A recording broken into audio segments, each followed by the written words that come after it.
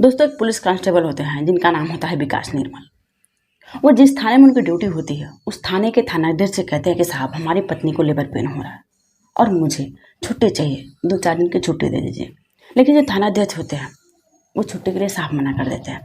लेकिन फिर जो विकास निर्मल होते हैं वो कहते हैं कि साहब, 1-2 दिन की छुट्टी दे दीजिए, हमारी पत्नी को हमारी ज़रूरत है ऐसी अवस्था में।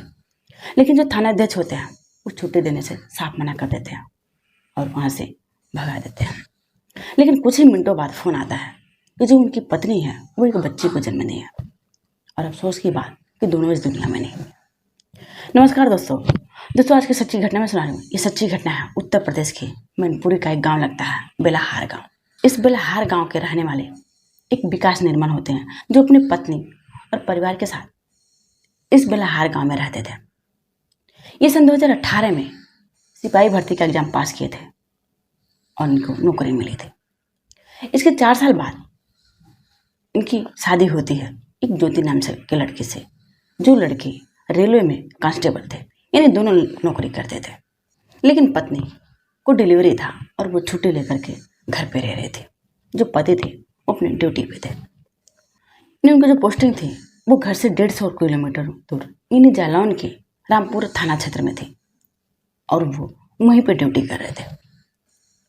उनको फ़ोन आता है 27 अप्रैल को कि उनकी पत्नी को लेबर पेन हो रहा और उनकी ज़रूरत है। अब जो विकास निर्मल होते हैं वो उस थाना के थानाध्यक्ष के सामने जाकर के खड़े होते हैं और कहते हैं कि साहब, हमारी पत्नी को लेबर पेन हो रहा है, हमें छुट्टी चाहिए। लेकिन जो थानाध्यक्ष होते हैं वो साफ मना कर देते हैं। फिर वो कहता है यानी विकास निर्मल कि साहब, 1-2 दिन की छुट्टी दे दीजिए, हमारी पत्नी को ऐसी अवस्था में हमारी ज़रूरत है, उसको लेबर पेन हो रहा और डॉक्टर कहने हैं कि तबीयत ज़्यादा सीरियस है। लेकिन थानाध्यक्ष एक नहीं सुनते हैं और उसको इन्हीं विकास निर्मल को छुट्टी से साफ मना कर देते हैं। अब जो विकास निर्मल होते हैं वो कहते हैं कि मुझे छुट्टी नहीं मिली और मैं घर पे नहीं आ पा रहा हूँ, इसलिए हमारी पत्नी का बेहतर से बेहतर उपचार करवाइए, बेहतर से बेहतर हॉस्पिटल में लेकर के जाइए और सही सलामत बच्चा हो जाए। इन परिवार वालों को सांत्वना दिलाते हैं, परिवार वालों को समझाते हैं कि पत्नी को बेहतर से बेहतर हॉस्पिटल में एडमिट कराइए, मैं आ नहीं पाऊंगा, मुझे छुट्टी नहीं मिली है। अब जिस हॉस्पिटल में उनकी पत्नी एडमिट रहती है वहाँ से डॉक्टर रेफर कर देते हैं आगरा के लिए।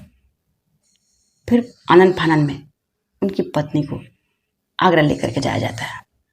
यानी बच्चे तो पैदा हो जाती है लेकिन कुछ दिक्कतें हो जाती हैं, यानी जो ब्लड था वो रुकता नहीं है। फिर आनंद फानन में आगरा लेकर के जाया जाता है। लेकिन अफसोस की बात कि रास्ते में ही दोनों दम तोड़ देते हैं। यानी पत्नी और बच्चा, वो बच्ची जो पैदा हुई थी, दोनों की मौत हो जाती है हॉस्पिटल में पहुंचने से पहले। इसके बाद फिर विकास को फोन आता है कि उनकी पत्नी अभी दुनिया में नहीं है। इसके बाद जो थानाध्यक्ष होते हैं वो छुट्टी देते हैं 1 महीने के लिए। अब वो 1 महीने की छुट्टी लेकर के क्या करेंगे? क्या थानाध्यक्ष यही इंतजार कर रहे थे कि उनकी पत्नी का दाह संस्कार करने के लिए अब छुट्टी बचा के रखेंगे और छुट्टी देंगे? अब 1 महीने की छुट्टी दिए उनको। ये बात जब उनके पति को पता चलता है तो सोशल मीडिया पे कहते हैं कि मुझे छुट्टी नहीं मिली, मुझे माफ़ कर दो।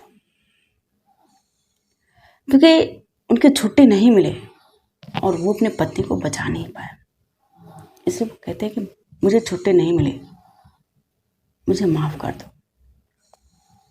ये सोशल मीडिया पर इस तरह से वायरल होता है, ऐसे ऐसे कमेंट लोग करते हैं जो वाकई सुन के बहुत ठेस पहुंचता है, बहुत दुख होता है। जय हिंद, जय भारत।